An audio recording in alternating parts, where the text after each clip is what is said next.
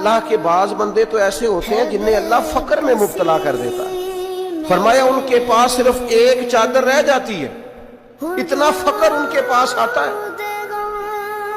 लेकिन जो हदीस के आखिरी लफ्ज है ना, वो वजद वाले हैं, वो वजद वाले हैं, वो सुरूर वाले हैं। नबी पाक अलैहिस्सलाम ने फरमाया उन लोगों पर दुख आते हैं पर कुर्बान होने को जी चाहता है। इन लफ्जों पर हुजूर फरमाने लगे वो रब की तरफ से आने वाले दुख पर भी इस तरह राजी होते हैं जिस तरह तुम में से कोई राहत मिलने पर राजी होता है।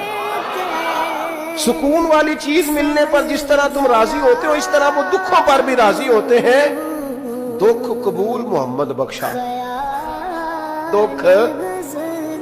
दुख कबूल मोहम्मद बख्शा। पर एक शर्त लगाई छोटी सी मियां साहब ने, उन्होंने कहा 100 दफा कबूल है, दुख 100 दफा कबूल, दुख कबूल मोहम्मद बख्शा।